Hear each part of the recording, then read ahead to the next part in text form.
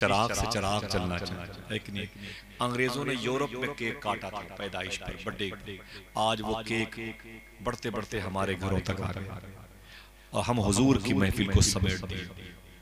ऐसे खुशी के मौके पर हुजूर को याद किया, हुजूर ने बहुत याद किया, हुजूर ने बहुत याद किया। मेरे घर पे खातून आती हैं, 2 मरतबे आई हैं, बड़ी मुक़द्दस हैं माशाअल्लाह, सुभान अल्लाह, उनके कदम की बरकतें अता फरमाए।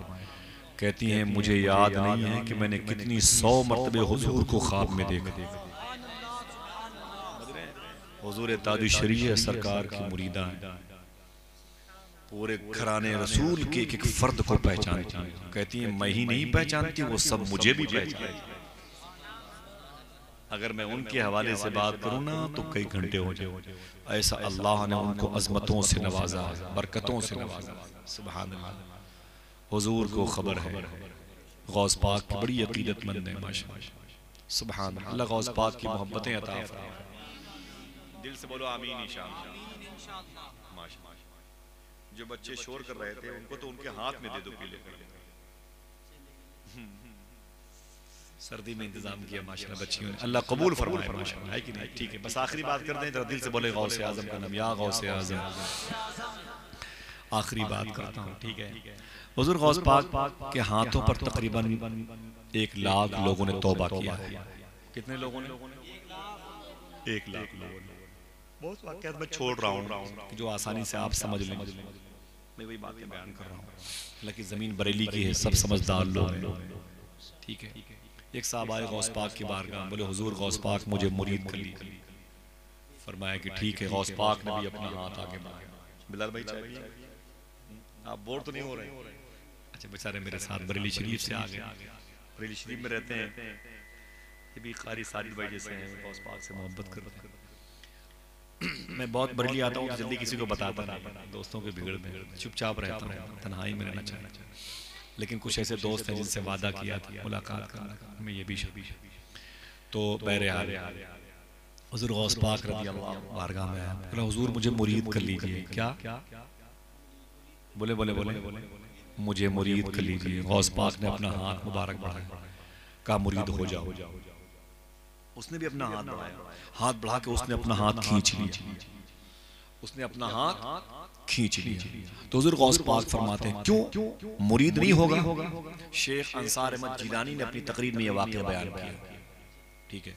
तो उसने कहा कि हुजूर मैं मुरीद तो हो जाऊंगा लेकिन मेरी 2 शर्तें हैं। कितनी? 2 शर्तें। हुजूर गौस पाक फरमाते बोलो तेरी 2 शर्तें क्या है? उसने कहा हुजूर मैं चोरी करता हूँ, चोरी बंद नहीं करूंगा, नमाज की पाबंदी नहीं करता, नमाज की पाबंदी नहीं करूंगा। गौस पाक फरमाते हैं मैं तुझे मुरीद नहीं करूंगा, तेरा दोनों अमल शरीयत के खिलाफ, मैं तुझे मुरीद नहीं करूंगा। ये गलत जुमले हैं, रॉन्ग जुमले हैं, शरीयत गिरफ्त करती है इस किस्म के जुमलों पर। मेरे सामने से हट जा, मैं तुझे मुरीद नहीं करूंगा। उसने कहा हुजूर मुझे मुरीद कर लीजिए, आपको आपके पीर का वास्ता, विलायत उज़्मा का वास्ता, आपके ऊंचे स्टेटस का वास्ता। गौस पाक फरमाते ना ना ना। उसने कहा या शेख अब्दुल कादिर आपको आपकी माँ का वास्ता, मखदूमा फातिमा का वास्ता, बड़े वास्ते दिए। तो हुजूर गौस पाक सरकार अपनी रौ में आ गए, फरमाते तुम मुझसे मुरीद होने के लिए आया हुआ है? कहा हुजूर जी। फरमाते गौस पाक तेरी दोनों शर्तें मैं नहीं मानूंगा, लेकिन तुझे मेरी एक माननी पड़ेगी, एक ही शर्त माननी पड़ेगी। उसने कहा हुजूर बताएं, मुझे मुरीद कर ले तो मैं हजारों शर्तें मानूंगा। गौस पाक फरमाते मेरी एक ही शर्त है कि जब अजान का वक्त हो जाए तो अजान दे दिया करना। समझ गया?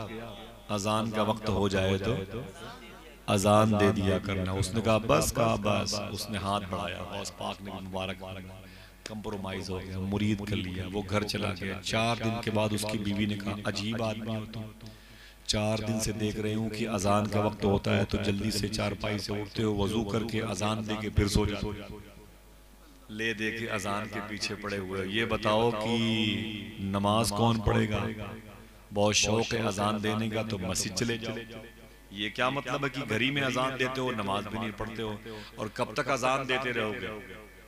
चोरी नहीं करोगे तो खाना कहाँ से आएगा? उसने कहा वही तो सोच रहा हूँ मेरी बीवी किस वक्त निकलूं की चोरी करने की बीच में अजान का वक्त ना आने पाए, बीच में अजान का वक्त ना आने पाए। कहानी जल्दी कीजिए, बहुत ताड़ करके उसने उसी रात इशा की नमाज के बाद निकला, एक बड़े महल के पीछे गया, दीवार फलांग करके आंगन में कूद गया, उतर गया। खजाने वाला कमरा जहां था वहां पर पहुंचा, दरवाजा खोल के अंदर चला गया। चिराग जला के जेवरात, सोने चांदी के सिक्के थे, वो बोरों में भरने लगा। भाई वो मिट्टी तो है नहीं कि जल्दी भर ले, वो सोने के सामान है तो बहुत नाजुक होता है। ये उठा के यूं रखा, फिर यूं रखा, फिर ये करते करते बहुत देर हो गई। बहुत सारे सामान जेवरात उसने सोने चांदी के लिए, और कांधे पे बोरी रख करके जैसे बाहर निकल के आंगन में आया, उसे याद आया यार फजर की अजान का वक्त हो गया। उसने वो सामान उसी के आंगन में रखा, उसी के आंगन में खड़े होकर अजान देना शुरू किया। उसी के आंगन में खड़े होके अजान देना शुरू कर दिया। अब अजान की आवाज के पूरा घर जाग गया। जब ये अजान से फारिग हुआ, दुआ हुआ करके देखा तो पूरा घर जाग गया था। अब क्या करता, जल्दी से 2 रकात की नियत करके वो चला गया। सोचा कि यार ये जब तब तक मैं पढ़ूंगा 2 रकात तो तब तक ये निकल जाएंगे अपने कमरे में। जैसे इसने सलाम फेरा, पीछे से देखा तो पूरी सफ लगी हुई थी। पीछे से एक साहब ने कहा कि हुजूर इजाजत दीजिए तकबीर कहूं। इसने कहा दिमाग मत खराब कीजिए, मैं चोर हूं, हुजूर नहीं हूं। उसने कहा हुजूर कैसी बातें करते हैं।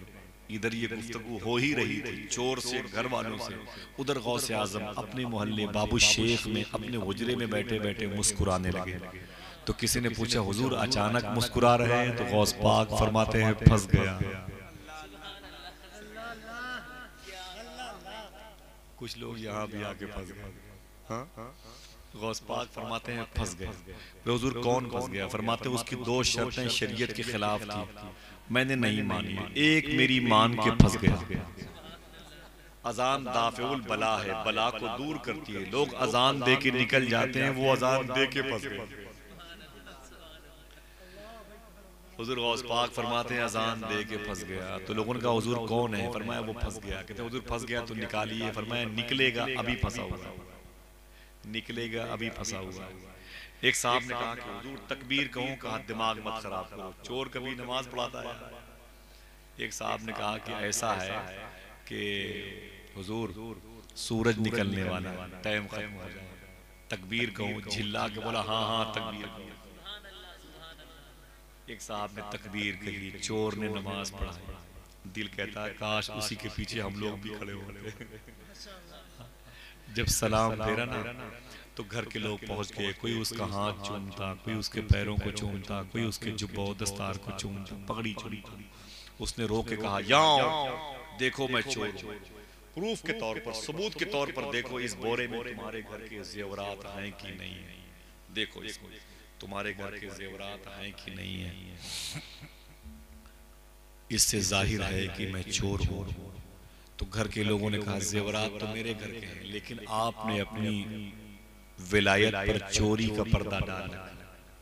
आप कंफ्यूज करते हैं, आप डैमेज करते हैं लोगों को, आप लोगों को हकीकत से रोके हुए हैं। अपनी विलायत पर आपने चोरी का पर्दा डाल रखा है। इतना सुना तो रोने लगे। एक साहब ने कहा आप मेरे घर में आए, आपके पैरों का धोवन दिल कह रहा है पूरे घर में छिड़क दूं, आपके पाँव का धोवन पीने का दिल कह रहा है, मरीजों को पिला दूं ठीक हो जाएगा, बहुत बहुत शुक्रिया मेरे घर में आप तशरीफ लाए। इतना सुना तो रोने लगा। रो के अपने दोनों हाथ जोड़े, गौस पाक की तरफ उसने अपना रुख किया और रो के बोला मान गया शेख अब्दुल कादिर, मान गया शेख अब्दुल कादिर, मान गया। एक दिन फजर की नमाज पढ़ी है तो इतने लोगों ने मेरा एहतराम किया है, अगर 5 वक्ता नमाज की पाबंदी करूंगा तो पूरा शहर मेरा एहतराम करता हुआ नजर आएगा।